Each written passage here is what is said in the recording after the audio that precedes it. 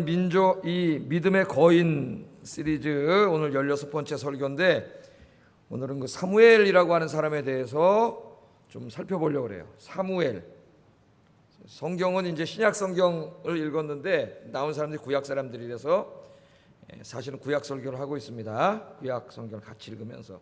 자, 사무엘의 믿음을 제가 이렇게 정해봤어요. 자기 민족을 하나님께 돌아오게 한 믿음. 이렇게 정해봤어요. 자기 민족을 하나님께 돌아오게 한 믿음. 하나 더 붙인다면 그렇게 함으로 새 시대를 연 믿음. 이렇게 정의해 볼 수가 있겠습니까? 있습니다. 자, 목사님은 자기 민족을 하나님께 돌아오게 한 믿음 주제를 이렇게 정했으니까 오늘 설교 제가 뭐라고 설교할 것 같아요? 이 민족을 하나님께로 돌아오게 하는데 헌신하는 삶을 사세요. 그렇게 설교할 거 아니에요? 뻔하잖아요. 제가 제목에 다 나타나 있잖아요. 민족을 하나님께로 돌아오게 한다. 야, 이거 엄청난 일인 것 같습니다. 이건 무슨 민족 지도자쯤 돼야 할 일 같고, 아니면 대단한 무슨 종교 지도자가 돼야 할 일 같고, 우리가 그렇게 생각할 수 있어요. 그런데 민족을 하나님께로 돌아오게 한다, 이건 굉장히 추상적인 개념이에요. 추상적인 개념. 이 목표를 이루려면 구체적인 실천이 있어야 됩니다. 그죠? 어떤 무슨 일을 우리 사회를 바꾸는데 정치적인 슬로건만 가지고 바뀌지 않아요. 슬로건도 있어야 되지만은 그 사회 구성원들이 구체적으로 행하는 행위 하나하나를 통해서 그 사회가 바뀌는 거죠. 그래서 민족을 하나님께 돌아오게 하려면, 이 사명을 감당하려면 여러분이 어떻게 해야 돼요? 예? 여러분 주변에 있는 분들, 친구분들, 가족들, 친척들, 동네 분들, 그분들 한 분 한 분을 어떻게 해요? 하나님께로 인도하면 되는 거죠. 그죠? 하나님께로 인도하면 그것들이 쌓여서 어떻게 됩니까? 이 민족이 하나님께 돌아오게 하는 거예요. 그러니까 민족을 하나님께로 돌아오게 하는 믿음이 무슨 엄청난 사람만 하는 게 아니에요. 바로 저와 여러분에게 주신 사명인 줄로 믿습니다. 한 사람 한 사람 우리가 여러분이 1년에 한 명만 전도하면은 엄청난 역사가 일어납니다. 단 한 명만 전도하면은. 한번 생각해 보세요. 자, 우리 교인 예를 들어서 한 100명 정도 된다 이렇게 생각해 보세요. 그럼 100명 1년에 한 명 전도하면 그 다음에 몇 명 되겠어요? 200명. 그 200명이 또 그 다음에 한 명 전도하면 어떻게 됐어요? 그분들이 또 전도하면 어떻게 됐어요? 기하급수적으로 늘어납니다. 800, 1600명. 그러니까 1년에 한 명을 하나님께로 돌아오게 하면 어마어마한 역사가 일어나는데, 그것을 10년이 지나도 못하기 때문에 역사가 일어나지 않는 거예요. 그래서 오늘 하나님이 이 말씀을 특별히 주셨는데, 여러분들이 이 말씀을 듣고 이 민족을 하나님께로 돌아오게 하는 일에 쓰임받는 21세기 아영교회의 사무엘이 되시기를 주의 이름으로 축복합니다. 자, 먼저 이 사무엘의 탄생 이야기부터 한번 좀 살펴보겠어요. 사무엘의 탄생 이야기부터. 사무엘서를 열으면은 한나라고 하는 여인이 나와요. 한나라는 여성이 나오는데, 이분이 결혼을 했습니다. 아주 좋은 사람하고 결혼했어요. 남편이 참 좋은 사람이에요. 아내를 사랑하고 아내에게 잘해주는 좋은 남편하고 결혼을 했습니다. 그런데 불행하게도 한나는 아이를 갖지 못했어요. 불임 여성이에요.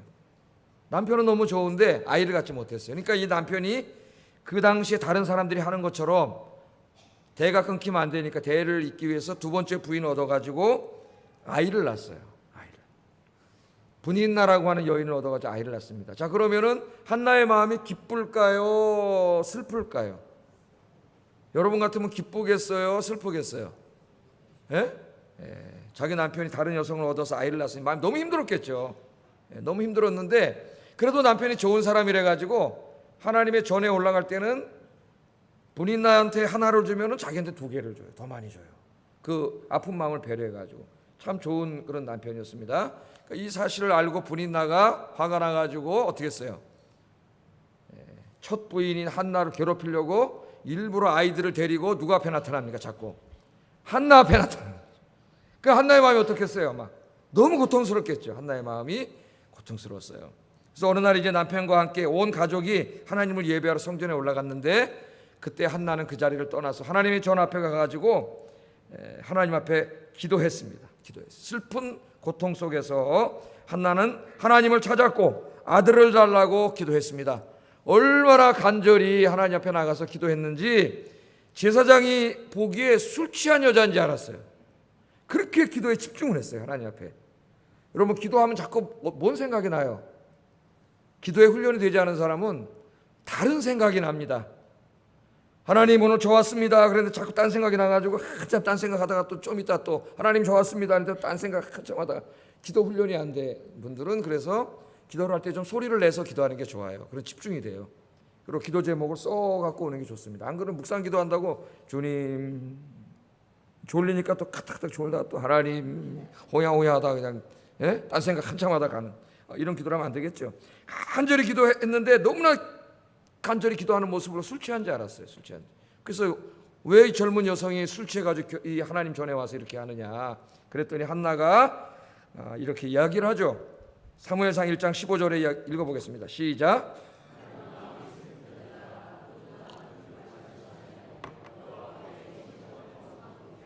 아멘. 내 술 취한 게 아닙니다. 나는 마음이 슬픈 여자입니다.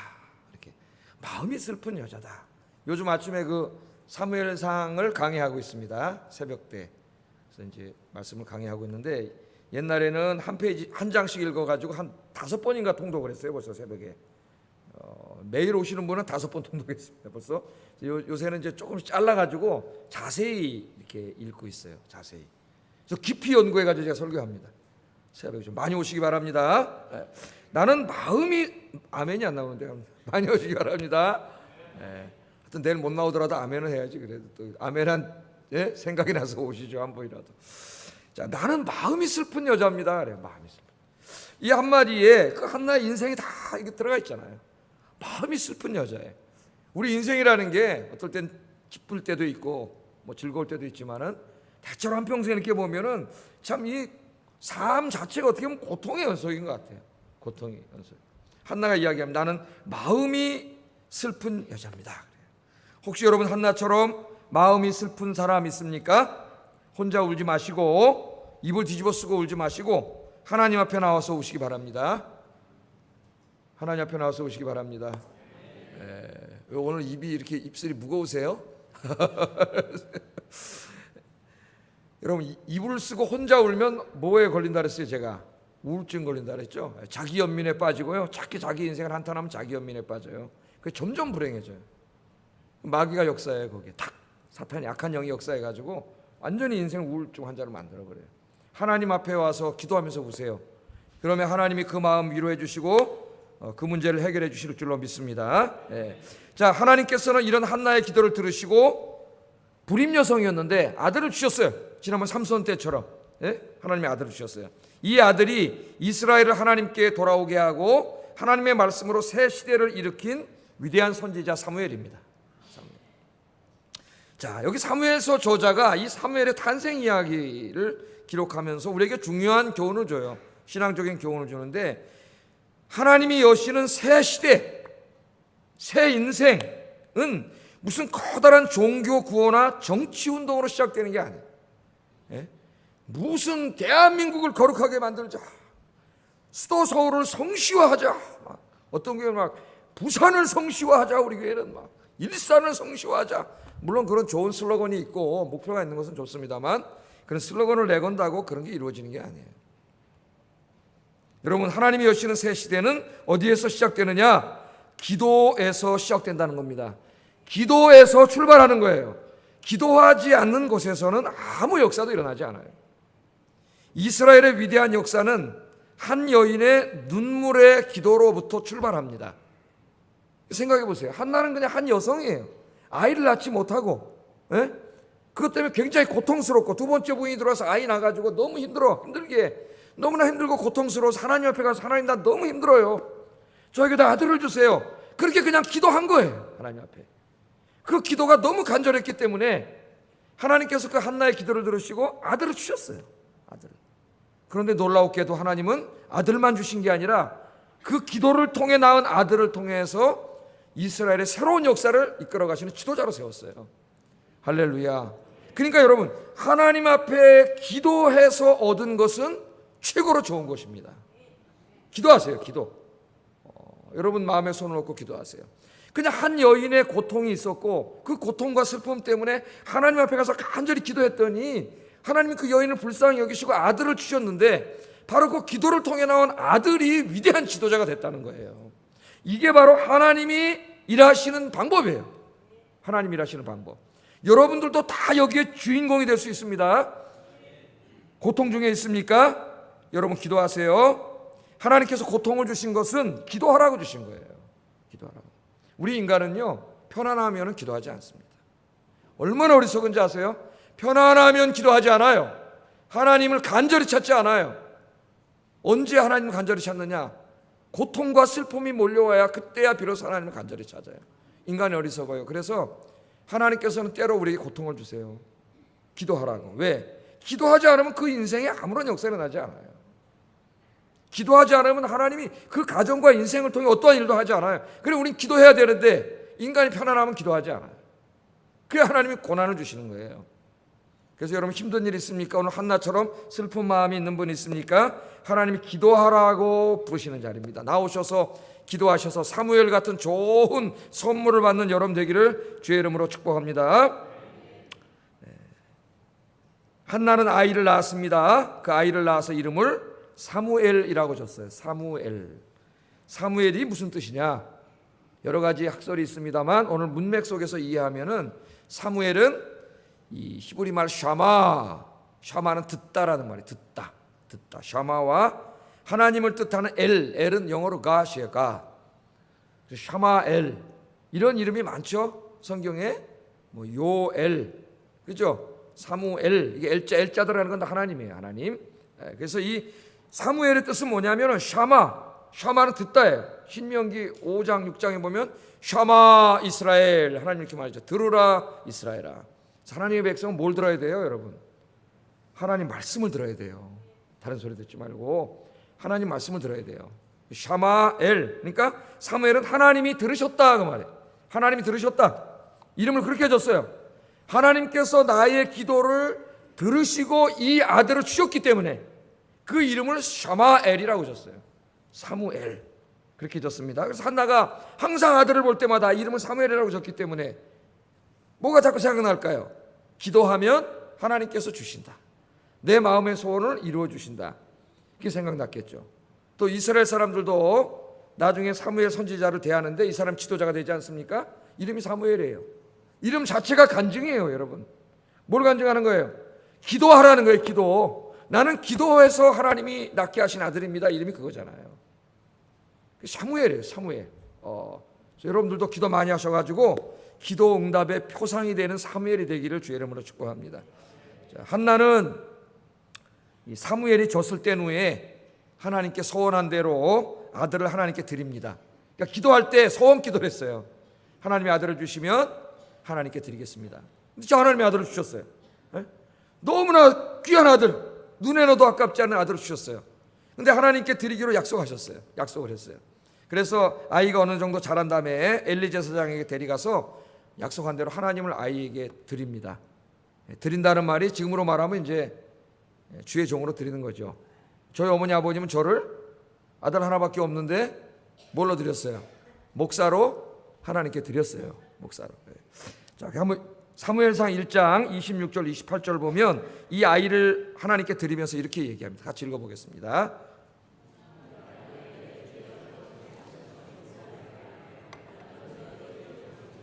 여호와께 기도하던 여자라, 이 아이를 위하여 내가 기도하였더니 내가 구하여 기도한 바를 여호와께서 내게 허락하신지라.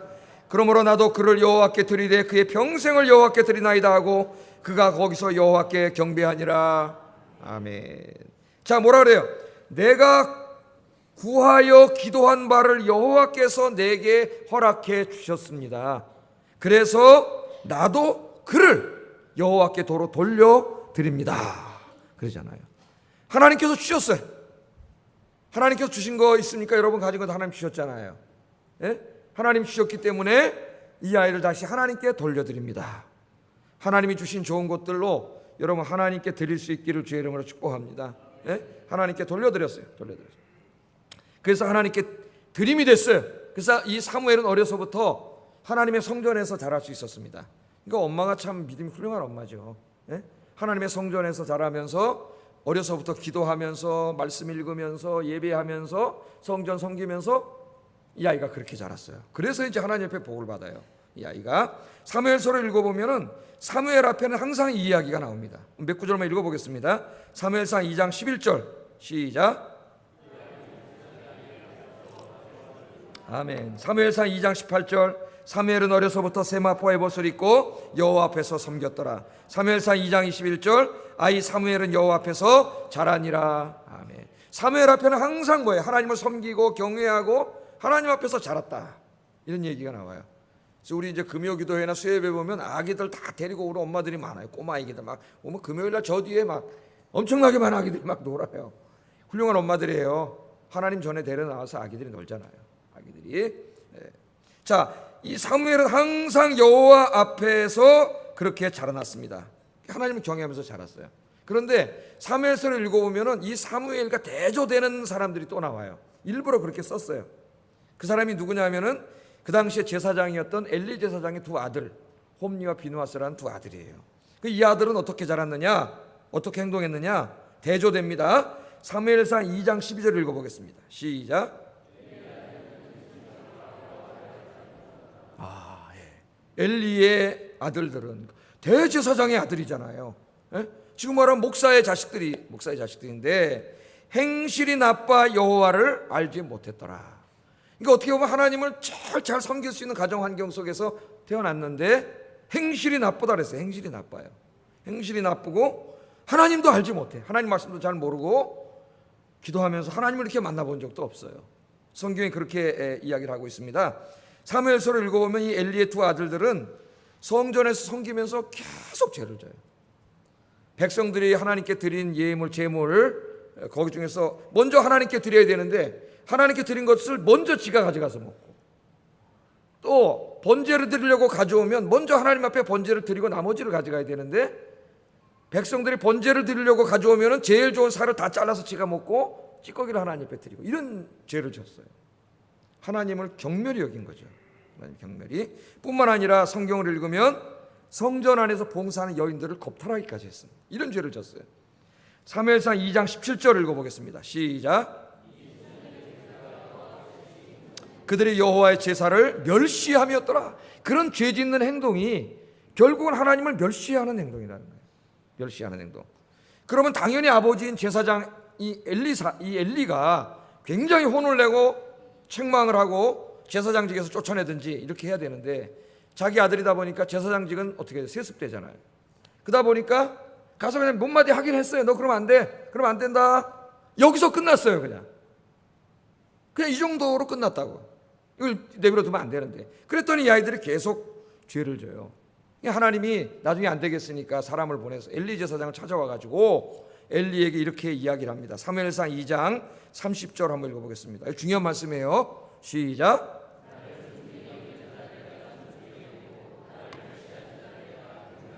아멘. 이 말씀을 잘 들으셔야 돼요. 나를 존중히 여기는 자를 내가 존중히 여기고 나를 멸시하는 자를 내가 경멸하리라. 하나님 그렇게 얘기합니다. 여기 존중히 여긴다는 말은 뭡니까? 여러분 이렇게 어떤 사람을 대해도 어떤 사람은 굉장히 존중히 여기는 사람 있죠. 저기 남산 이런 데 가면 열쇠 꾸러미에다 막 사랑하는 사람 둘이 와가지고 열쇠 묶어놓고 막 굉장히 많거든요. 그런 거. 거기 남자애들이 자기 여자친구한테 막 충성을 고백한 거 보면은 막 진짜 하나님께 드리는 막 그런 언어로 막 써놨어요. 거기다 막. 그 자기 애인을 그 당시에 막 이게 존중하는 거예요. 최고로 귀하게 여기고 존중하니까 말 한마디도 어때요? 말 한마디도 굉장히 존중하는 거죠. 제가 이 말을 잘하라 그랬죠. 언어. 인간은 언어에 갇힌 존재라고. 아내에게 말을 함부로 하면 진짜 그렇게 돼요. 나중에. 언어도 굉장히 중요하죠. 하나님을 존중하고 하나님을 영광스럽게 하는 자는 하나님이 그 인생도 그렇게 하신다는 거예요. 하나님 약속이 맞아요. 그러나 이 아들들처럼 하나님을 멸시하는 행동을 하는 자는 하나님으로 경멸한다 그랬어요.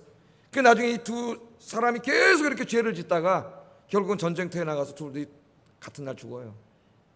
이 자식을 올바로 깨닫지 못하게 한 이 제사장은 의자에서 넘어져서 목이 부러져서 죽게 됩니다.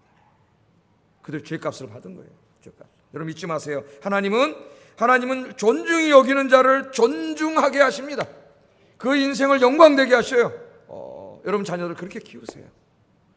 여러분도 마찬가지예요. 여러분 오늘부터 하나님을 내 인생의 가장 존귀한 자로 존중히 여기시기를 주의 이름으로 축복합니다.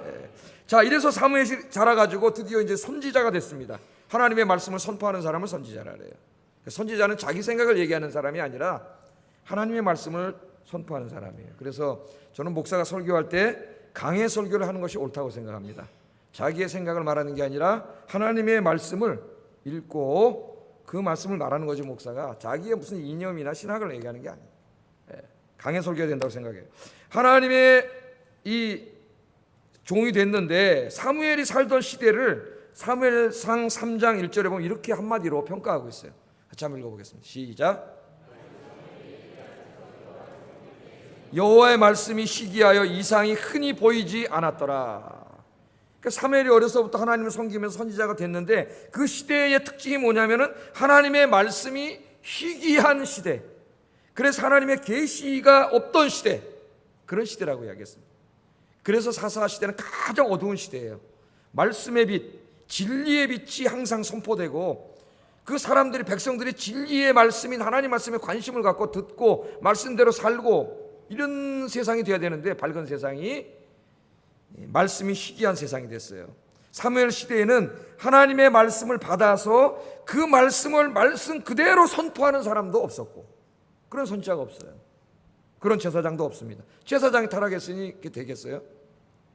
그 다음에 하나님의 말씀을 막 사모하고 관심을 갖고 들으려고 하는 사람도 없었어요. 관심이 없어요, 하나님 말씀에. 여러분 하나님 말씀에 관심이 있습니까? 그래서 여러분 저 사도행전 1장 2장을 읽어보세요. 성령이 오순절날 임했을 때에 제일 먼저 사람들이 바뀌었는데 뭐가 바뀝니까? 하나님 말씀에 대한 갈망이 생겼어요. 그래서 어떻게 바뀌었어요? 매일 성전에 와서 사도들의 가르침을 받았습니다. 그러니까 성령 충만함의 특징이 뭐냐면, 성령 충만하면 하나님의 말씀에 대한 갈망이 일어나고요, 목사들이 성령 충만하면 이 말씀을 가르치고자 하는 갈망이 일어나요. 갈망이. 이게 성령 충만함의 특징이에요. 그런데 이 시대는 하나님 말씀을 전하는 자도 없었고 하나님 말씀에 관심을 갖는 사람도 없었어요. 하나님 말씀이 사라졌어요. 그랬더니 사람들이 어떻게 살았냐면 모두가 자기 소견에 오른 대로 살았다 그랬어요. 자기 소견에 오른 대로 살았다, 그렇게 성경은 이야기합니다.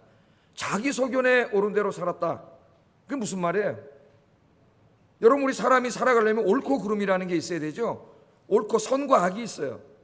선과 악을 구분하는 학문이 윤리학인데 선과 악을 구분하려면 뭔가 선과 악의 기준이 있어야 되잖아요. 기준이.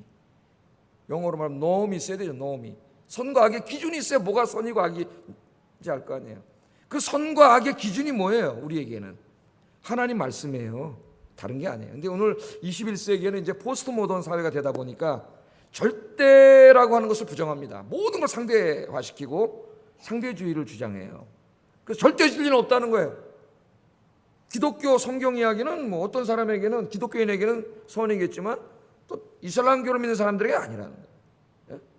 그러니까 절대 진리는 없다는 거예요.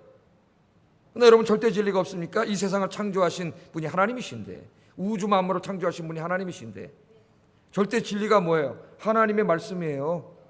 이 세상의 이치를 창조하신 분이 하나님이세요. 하나님의 말씀이 절대 진리인데 하나님의 말씀이 사라졌어요. 절대 기준이 없어지니까, 절대가 없으니까 모든 사람이 자기 마음대로 사는 거죠. 그럼 모든 사람이 자기 마음대로 소견에 오른 대로 살면은 모든 사람이 뭘 중심으로 살겠어요? 자기의 이익을 추구하면서 살겠죠. 그렇지 않겠어요? 다 자기의 이익을 추구하면서 살아요. 하다못해 도로에서 운전을 해도 사람들 어떻게 합니까? 조금이라도 빨리 가려고 막 뛰어드는 사람도 있고, 또 깜빡이 놓고 들어가려고 그러면 저 뒤에 오던 사람이 갑자기 속도를 내면서 확 와가지고 못 들어오게 해요. 여러분도 그런 적 있어요, 없어요? 있잖아요. 솔직히 그러지 마세요. 들어오겠다는데 왜 안 들어오면 좀 들어오라고 좀. 우리 기독교인들이 좀 아이고 들어오세요. 또 누가 들어오게 해주면 좀 딱 눌러서 깜빡 고맙습니다. 이런 거 하나 하는 게 사회를 아름답게 하는 거예요. 자기 이익에 따라서 움직이게 되지 않겠습니까? 자기 이익에 따라 움직이면 이 사회가 어떻게 되겠어요? 한번 생각을 해봅시다, 여러분. 우리 인류의 역사를 한번 생각해 볼 필요가 있어요. 이 자유주의, 자유민주주의가 그러는데 자유주의, 자본주의를 창시한 아담 스미스라는 사람이 있어요. 이 사람 국부론이라는 책을 썼죠. 국가가 부하게 되는 이론인데, 이 아담 스미스는 인간의 이러한 이기적인 욕구를 정지하지 않습니다. 우리 자본주의라고 하는 사회는, 자유주의 사회는 거기에 기초를 두고 있어요. 이기주의를 정지하지 않아요. 자, 우리 모든 인간은 이기심이 있다는 거예요. 이기심이 있어요, 없어요, 여러분? 돈을 벌고 싶은, 좋은 거 있으면 내가 다 갖고 싶은 이기심이 있잖아요. 그 이기심을 정지하지 말라는 거예요. 모든 사람이 그런 자기 이기적인 욕구를 가지고 시장에 나와서 어떻게 해요? 경쟁을 해요. 열심히 일을 하면은 사람은 자기에게 뭔가 돈이 되고 이익이 돼야 열심히 하거든요. 그래서 공산주의가 안 되는 거예요. 그걸 안 하기 때문에. 그러면 인간은 어때요? 그 부를 창출하게 되고 그 부가 다 합쳐지면은 국가 부가 엄청나게 늘어난다는 거예요. 이 아담 스미스의 국부는 핵심입니다. 우리 원래 이 자유민주주의, 자본주의 사회는 여기에 기초해 있어요. 기초해 있어요. 그러면 여러분 어떤 문제가 생기겠습니까? 모두가 자기의 이익을 시장에 나와서 추구하면은 필연적으로 이익에 충돌이 생기겠죠. 내 이익이 저 사람에게 손해가 될 수 있습니다. 그잖아요? 그럼 이익이 충돌하면 전쟁이 일어나요. 싸움이 일어나요. 가끔 시장에서 싸우잖아요. 싸움이 일어나요. 이걸 어떻게 할 거냐, 이 무질서가 일어나면. 그랬더니 아담 스미스가 하는 말이 그거 염려할 거 없습니다.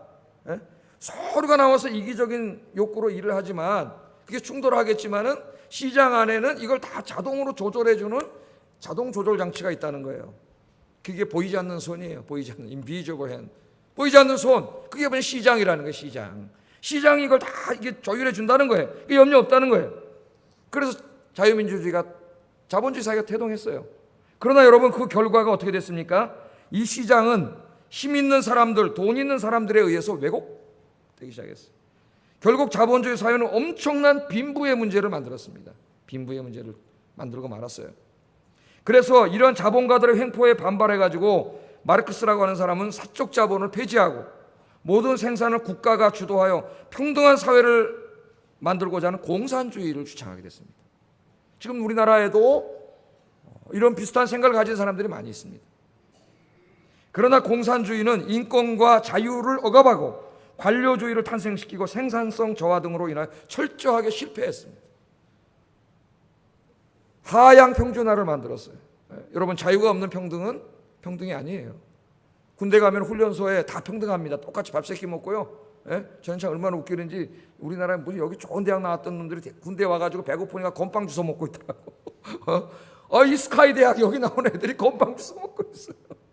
거기 오니까 머리 빡빡 깎고, 또 오늘 아침에 일어나가지고 아침에 일어나면 또 왜 이렇게 슬픈 노래를 부르는지, 전우야 잘 잤느냐 어젯밤 꿈속에서 어머님이 하신 말씀 귓가에 새롭구나. 다 울어요.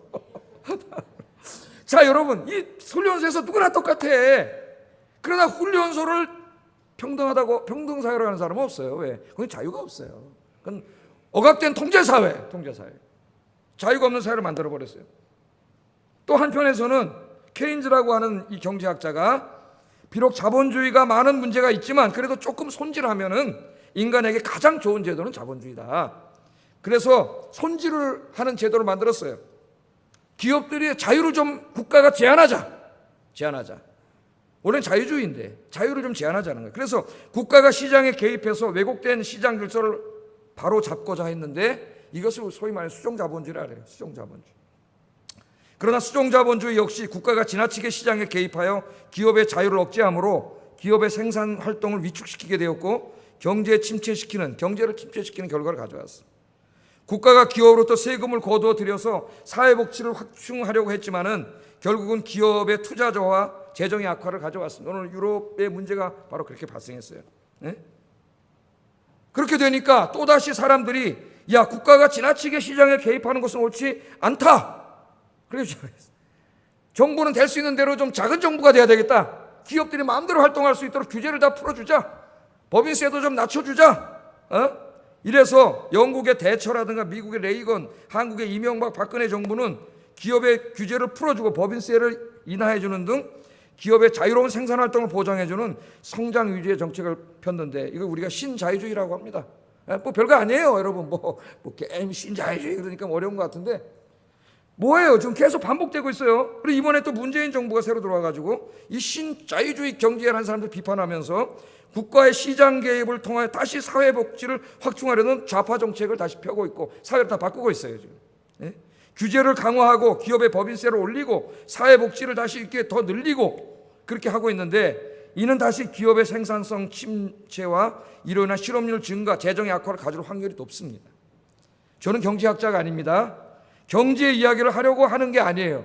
제가 지금 하고 싶은 말은 인간이 하나님의 말씀을 버리고 자기의 이익을 추구하는 삶을 사는 한 아무리 제도를 바꾸고 시스템을 바꾼다 할지라도 인간이 갖고 있는 문제는 해결되지 않는다는 거예요. 할렐루야. 네? 여러분, 우리 인간이 변하지 않는 한은 변하지 않습니다. 믿지 않는 사람들은 어쩔 수 없어요. 그러나 하나님을 믿는 사람들은 자기의 소견에 오른 대로 살면 안 됩니다. 자기의 이익되는 대로만 살면 안 돼요. 하나님을 믿는 사람들은 하나님의 말씀에 관심을 갖고 그 말씀대로 살아야 돼요. 하나님의 말씀의 핵심이 뭐예요? 하나님을 사랑하고 이웃을 사랑하는 거예요. 하나님을 사랑하고 이웃을 사랑하는 것. 성경 66권의 핵심이 하나님 사랑과 이웃 사랑이에요. 우리 그리스도인들이 시장에 나가서 자기의 이익만 추구하지 말고 다른 사람의 이익에도 관심을 갖고 살아간다면 우리 사회가 아름다운 사회로 바뀌어 나갈 수 있습니다. 그래서 제가 이 이야기할 때에 아주 딱 정말 적절한 이야기가 있어요. 제가 한번 수요일 날인가 들려드렸는데 싫어하기 때문에 한번 들려드리겠습니다. 이 이야기가 아주 굉장한 통찰력과 방향성을 제시해줘요, 우리에게. 우리가 잘 알고 있는 미우라 아야코라고 하는 작가가 있는데 일본 물이죠. 빙점이라고 하는 소설을 써가지고 우리에게 잘 알려져 있습니다. 베스트셀러 작가, 유명한 작가예요. 아주 독실한 크리스천입니다. 근데 미우라 아야코는 한때에는 남편의 월급만 가지고는 살림을 꾸려가기가 어려웠다 그래요. 가난했어요. 우리도 지금 남편만 벌어가지고는 살기가 어려운 시대가 돼서 맞벌이를 많이 하죠. 그래서 교회에서 좀 봉사하려고 하는데 젊은 분들을 보면 다 어디가 있어요? 돈 벌러 나가 있어요. 돈 벌러 나가 있어요. 다 맞벌이를 어느 정도 해야 돼요. 그래서 요새 1등 신부감이 연봉 4,200만 원 버는 거죠. 그래서 연봉 4,200만 원 벌려면 어디 가야 될 땐 대기업에 들어가야 돼요. 예? 대기업에 들어가려면은 하늘에 별 따기. 특히 여성이, 그것도 남성이 아니라 여성이 들어가긴 진짜 하늘에 별 따기. 예? 그래서 이 남자애들이 치사해졌어. 아, 옛날에는 말이죠, 직장에 나간다 그러면 못 나가겠죠, 막. 예? 우리 아버님도 보면 옛날에 그렇게 뭐 월급 간신히 타오시면서도 엄마가 어디서 돈 벌려면 안 된다, 나가지 말라고, 여자 나가면 안 된다고. 근데 요새는 바뀌었어요. 먹고 살기가 어려워졌어. 같이 벌어야 돼, 같이. 예? 그런 사이가 되고 말았습니다. 이 미우라 아야코도 남편 월급만으로 안 돼가지고 구멍가게를 하나 내, 조그만 구멍가게를, 집에다 구멍가게를 내고 장사를 하는데, 장사를 먼저 해봤겠어요? 그냥 기독교인이니까 기독교 정신으로 좋은 물건 갖다 놓고 성심성의껏 봉사하는 마음으로 장사를 했더니, 여러분 잘 사업하려면 성공하려면 그렇게 해야 돼요. 사람들한테 인심을 얻어가지고 사람들이 이 가게로 몰려오기 시작해가지고 나중에는 트럭으로 물건을 옮길 정도로 가게가 엄청나게 커졌다는 거예요. 이 가게가 장사가 잘 되고 주변 가게는 안 돼요. 근데 어느 날 남편이 직장 가다가 들어오다가 너무나 바쁘게 일하는 아내를 보고 농담 반 진담 반으로 이렇게 남편이 말했답니다. 자기에게, 여보, 우리 가게가 이렇게 잘 되는 것은 좋지만 이웃이 다 어려운 사람들 뿐인데 우리 가게로만 손님이 몰려서 다른 가게들이 문 닫으면 어떡하지? 이게 얼마나 믿음이 좋은 사람이에요. 예? 야, 요새 돈 많이 벌어서 좋다 그래가지고 돈 세면서 죽게 하소서, 그냥 막. 예? 다른 사람을 생각하잖아요. 다른 사람. 근데 이 미우라 아야코가 이 남편의 말을 하나님의 말씀으로 들은 거예요. 깨달았어요. 그래서 곧 가게 물건을 줄이기 시작합니다. 품목을 줄여요. 어떤 물건은 아예 갖다 놓지도 않습니다. 손님이 물건 찾으면 저쪽 가게에 가면 있다고 가르쳐줘서 손님 오히려 보내줘요. 저쪽 가게로. 예? 그렇게 다 보내주기 시작했습니다. 수입이 늘었을까요? 줄어들었을까요? 줄어들었겠죠, 당연히. 예? 늘었다고 얘기하지 마세요. 그렇게 사람 수입이 줄어들어요. 수입이 줄어들었습니다. 그런데 마음은 너무 기뻤대요. 돈 세다가 잠드는 것보다. 예? 너무 기뻤어요. 여러분, 나누어주는 기쁨이 얼마나 큰지 아십니까? 나누어주는 기쁨이 커야 돼요. 그리스도인들은 양보하고 나누어주는 기쁨. 좀 그리스도인들은 꾸드새가 되면 안 돼요. 좀 팍팍 한턱도 내고 그렇게 사시기를 주의 이름으로 축복합니다. 아멘 하셨어요? 자기에게는 검소하지만 다른 사람에게는 검소하지 마세요. 베푸는 삶을 사세요. 거꾸로 하죠. 우리는 자기에게는 관대하고 다른 사람에게는 인색해. 그런 사람은 우리가 구두쇠라 그래요. 구두쇠. 그리스도는 구두쇠가 되면 안 돼요. 검소한 사람이 돼야 돼요. 검소한 사람은 자기에게는 많이 안 쓰지만 다른 사람에 대해서 베푸는 사람이에요. 이게 검소한 사람이에요. 자, 마음이 너무 기뻤어요. 시간이 여유가 생겼습니다. 원래 글쓰기를 좋아하는 사람인데 바쁘지 않으니까 시간이 많이 남았어요. 그래서 글을 쓰기 시작했어요. 쓰고 싶은 글을. 그래서 완성한 책이 그 유명한 빙점이라는 책이래요. 그래서 빙점을 썼다는 거예요. 하나님 더 큰 선물을 주셨네요. 작은 에피소드이지만 저는 사회를 치유하는 그리스도인의 힘이 여기에 있다고 생각합니다. 하나님의 말씀으로 무장되고 그 마음이 새롭게 된 한 여인, 한 부부의 삶이 우리 인간이 안고 있는 지금 계속 지금 추구하고 있는 이 문제를 해결할 수 있는 이 지혜가 여기 있잖아요. 여러분, 제도를 아무리 바꾼다고 이 사회가 바뀝니까? 아니에요. 인간이 바뀌어야 사회가 바뀌는 거예요. 인간의 마음이 바뀌어야 되는 거예요. 그래서 성경에서도 그 마음이 새롭게 되어 변화를 받으라 그랬잖아요. 그 마음이 새롭게 되어 변화를 받지 않는데 그 시스템을 아무리 바꿔봐야 뭐 하겠습니까? 좌파 정책을 피우면 또 거기에서 자기 이익을 추구하고, 우파 정책을 피우면 또 거기에서 자기 이익을 추구하고, 인간이 바뀌지 않는 한 인간 사회는 바뀌지 않아요. 그러면 인간을 바꿀 수 있는 게 뭐예요? 이 땅에 그 무엇으로도 인간의 마음을 바꿀 수 없어요. 이기적인 마음을. 누가 바꿀 수 있어요? 하나님만이 바꿀 수 있어요. 하나님의 말씀만이 바꿀 수 있어요. 하나님의 말씀이 들어가면, 복음이 들어가면 그 사람이 바뀌어요. 그래서 미우라 아야꽃처럼 돼요. 여러분, 이 이야기는 단지 경제적인 곳에만 국한되는 말씀이 아닙니다. 우리의 삶의 모든 영역에 해당되는 말씀이에요. 하나님의 자녀들이 삶의 모든 영역에서 하나님을 사랑하고 이웃을 사랑하는 삶을 실천하면 우리 사회는 아름다운 사회로 바뀝니다. 할렐루야. 우리 기독교인이 10,000,000명이라고 하는데 10,000,000명이 나가서 이 말씀대로 살면 바뀌어요. 그래서 하나님이 말씀이 희귀한 시대에 사무엘을 보낸 거예요. 네가 가서 이 하나님의 말씀을 선포해라. 이 말씀으로 저 사람들을 변화시켜라. 오늘 예배에 참석한 여러분들이 이 말씀을 선포해서 이 세상을 변화시키시기를 주의 이름으로 축복합니다. 전도는 무슨 한 사람 교회 내려와가지고 우리 교회 교세 늘리는 그런 의미가 있는 게 아니에요. 그 한 사람을 하나님의 말씀으로 변화시켜서 이 세상을 새롭게 창조하는 가장 강력한 힘이 전도예요. 왜? 그 안에 예수 생명이 들어가야 변하기 때문에. 여러분, 이 운동을 하는 거예요. 123 운동이. 여러분 주변에 있는 분들을 이 위대한 일로 부르시기를 주의 이름으로 축복합니다. 자, 사무엘서 4장 6장까지를 계속 읽어보면 사무엘이 선교를 하는데, 하나님 말씀 선포하는데, 하나님 말씀을 듣고도 무려 20년 동안 돌아오지 않아요. 야, 20년. 제가 아직 20년이 안 됐으니까 희망을 갖고 이제 설교를. 사무엘 같은 위대한 선지자가 선포했는데 20년 동안 귀를 막고 듣지 않습니다. 그러니까 20년 동안 계속 블레셋에게 고난을 당하고 고통을 당해요. 20년 동안. 뭐 일이 해결되겠어요? 20년 만에 너무 힘들고 고통스러우니까 이 사람들이 사무엘을 찾아왔어요. 드디어 사무엘을 찾아왔는데 사무엘서를 읽어보면 하나님이 그리워졌다 그랬어요. 야, 옛날에 우리가 하나님 가성길 때 하나님 복 주셨는데 그 하나님이 그리워졌어요. 성경에 보면 그리워졌다 그랬어요. 그래서 하나님의 종이 선지자로 찾아왔어요. 우리가 어떻게 해야 됩니까? 어떻게 해야 다시 하나님의 복을 받고 살 수 있습니까? 그랬더니 사무엘이 이렇게 설교합니다. 사무엘상 7장 3절 4절 우리에게 해당되는 말씀에 읽어보겠습니다. 시작.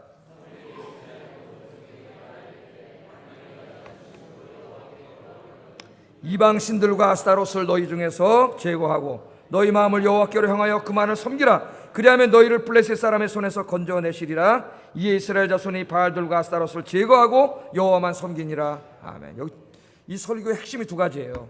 성경을 읽을 때 여러분 핵심을 잘 찾아내야 돼요. 핵심 딱 찾아내야 돼요. 키워드 딱 찾아내면은 국어 시험하고 영어 시험을 잘 봅니다. 예? 다 읽었는데 핵심 못 찾아내던 답이 틀려요. 다 해석했는데 답이 틀려. 그 미치는 거예요. 다 해석을 했는데. 핵심이 뭐예요? 예? 너희가 하나님께 돌아오려면 두 가지를 해야 돼. 하나는 이방신들과 아스타롯을 너희 중에서 제거해야 돼. 우상을 섬기고 하나님 앞에 죄짓고 산 그런 삶들을 철저히 회개하고 삶 속에서 완전히 제거해야 됩니다. 두 번째는 뭐 해야 돼요? 너희의 마음을 여호와께로 향하여 그만을 섬겨라. 두 가지. 여러분 회개는 두 가지가 있어요. 우리가 착각하고 있습니다.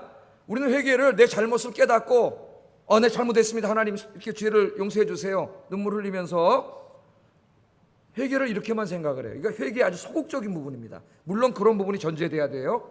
내 죄를 잘못을 하나님 앞에 아뢰고 잘못을 제거해야죠. 잘못된 생활을 없애버려야지, 삶 속에서. 거기서 끝나는 게 아니라 회개의 적극적인 부분이 있어요. 회개의 적극적이면 뭐냐면 이제부터는 내 마음을 여호와께로 향하는 거예요. 세상으로 향했던 마음을, 그 마음을 여호와를 향하여 향하고 여호와만을 섬기는 길로 걸어가는 거예요. 그게 회개예요. 회개에 따르는데 매일 가서 뉘우치기만 하고 또 이 길로 가고 뉘우치고 또 길로, 그게 회개가 아니에요. 이 두 가지가 다 이루어져야 그게 진짜 회개가 되는 거예요. 오늘 시간 여러분, 하나님의 부끄러운 삶을 철저히 회개하고 다 집어 던져 버리고 오늘 이 시간부터 여러분의 마음을 하나님께로 향하여 하나님만을 섬기는 길로 걸어가시기를 주의 이름으로 축복합니다. 그렇게 설교를 한 다음에 다 모이라 그랬어요. 미스바 광야로 다 불러 모았습니다. 그 유명한 미스바 기도회가 여기서 시작되는 거예요. 미스바 광야로 다 모았어요. 7장 6절에 보면은 그들이 미스바에 모여 물을 기로 여호와 앞에 붓고 그날 종일 금식하고 거기에 이르되 우리가 여호와께 범죄하였나이다 하니라. 사무엘이 미스바에서 이스라엘 자손을 다스립니다. 이곳에 모여서 금식 기도를 했어요. 하나님 앞에 철저하게 회개하는 거예요. 죄악에 대해서. 여러분, 우리 죄악에 대한 애통이 있어야 돼요. 하나님 앞에 죄를 가볍게 여기면 안 돼요. 철저하게 회개하고 거기서 기도하면서 하나님을 예배했어요. 그랬더니 블레셋이 딱 보니까요, 지금 이스라엘 백성들이 한 곳에 다 모여 있네. 넓은데 광야에 또 밥을 굶고 있네. 요거 몰살시키기 딱 좋은 때 아니에요. 그래가지고 군대를 몰고 몰살시키려고 쳐들어왔어요. 7장 7절에 보면 이스라엘 자손이 미스바에 모였다 함을 블레셋 사람들이 듣고 그들의 방백들이 이스라엘을 치러 올라왔다 그랬어요. 기회잖아요. 밥을 굶었는데 지금 모여있는데 싸움 준비도 안 하고 근데 쳐들어오는 거예요. 이스라엘 사람들이 겁이 나가지고 사무엘에게 기도를 부탁합니다. 7장 8절에 이스라엘 자손이 사무엘에게 이르되 당신은 우리를 위하여 우리 하나님 여호와께 쉬지 말고 부르짖어 우리를 블레셋 사람의 손에서 구원하게 하소서. 하나님 앞에 기도했어요. 두렵잖아요. 예배드리고 금식하고 있는데 막 새까맣게 군대가 쳐들어옵니다. 사무엘이 그들의 부탁을 듣고 하나님 앞에 기도했어요. 그랬더니 하나님이 역사하셨습니다. 할렐루야. 7장 9절에 사무엘이 온전한 번제를 여호와께 드리고 이스라엘을 위하여 여호와께 부르짖음에 그 다음 뭐예요? 여호와께서 응답하셨더라. 아멘. 여러분, 이제까지 이스라엘이 블레셋을 이기려고요 20년 동안 별짓 다 해봤지만 한 번도 못 이겼어요. 그런데 그들이 하나님 앞에 무릎 꿇고 기도하면서 회개하면서 하나님을 예배하는 그 자리에 앉아있을 때에 하나님이 도와주시니까 20년 동안 한 번도 못 이겼던 블레셋을 이겼습니다. 할렐루야. 하나님이 어떻게 응답하셨을 것 같아요? 성경을 읽는 분들 알겠죠? 하나님이 갑자기 하늘에서 그냥 울쾅쾅 천둥 번개 우레소리를 내가지고요 무지무지하게 막 지축이 진동하는 우레소리를 내니까 블레셋 군사가 깜짝 놀라고 다 도망가 버렸어요. 하나님이 우레소리 한 번만 내도 여러분 인생을 가로막고 있는 그런 여러분 장애물들은 다 사라져요. 너무 염려하지 마세요. 그들이 20년 동안 그거 없애려고 분주하게 별짓 다 했지만 안 없어졌어요. 그러나 하나님 앞에 무릎 꿇고 기도할 때 하나님이 한 방에 없애줬습니다. 할렐루야. 어리석은 사람이 있어요. 하나님께 나와서 기도하지 않고 이걸 자기가 다 맨날 하려고 해요. 20년. 그래서 20년 잃어버린 인생에 20년을 잃어버린 세월이에요. 여러분 20년 앞으로 잃어버린 세월을 살지 마시고 오늘부터 하나님 앞에 새 인생 사시기를 주의 이름으로 축복합니다. 하나님이 이렇게 큰 승리를 주셔서 사무엘상 7장 12절에 보면 사무엘이 돌을 취하여 미스바와 센사에 세워 이르되 여호와께서 여기까지 우리를 도우셨다고 그 이름을 에벤에셀이니라 하니라. 아멘. 에벤에셀 무슨 뜻이에요? 하나님이 여기까지 도와주셨습니다. 하나님이 도와주시면 됩니다. 여러분 인생 하나님이 도와주시면 됩니다. 에벤에셀. 그래서 우리 남성 성가대 이름이 뭐예요? 에벤에셀. 내가 새벽기도 때 설교했더니 이기철 집사가 듣고 와가지고 그때 목사님 우리 성가대 이름을 에벤에셀이라 하겠습니다. 그랬어 안 그랬어? 내가 다윗이라 그래라 그랬더니 에벤에셀이라 하겠다니. 그게 좋다. 에벤에셀이 됐어요. 하나님이 도우시는 거예요. 누구를 도우세요? 하나님 하나 철저히 회개하고 기도하는 그 사람을 하나님이 도와주세요. 여러분 인생 가장 안전할 때가 언제냐? 하나님이 지켜주실 때예요. 내가 아무리 보호막을 쳐도 그거 소용없어요. 하나님이 지켜주셔야 안전한데 하나님이 누구를 지켜주세요? 하나님 앞에 무릎 꿇을 때 여러분 지켜주세요.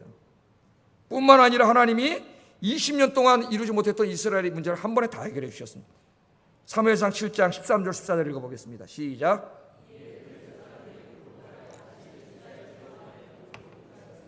여호와의 손이 사무엘이 사는 날 동안에 블레셋 사람을 막으심에 블레셋 사람들이 이스라엘에게서 빼앗았던 성읍이 에그론부터 가드까지 이스라엘에게 회복되니 이스라엘이 그 사방 지역을 블레셋 사람들의 손에서 도로 찾았고 또 이스라엘과 아모리 사람 사이에 평화가 있었더라. 아멘.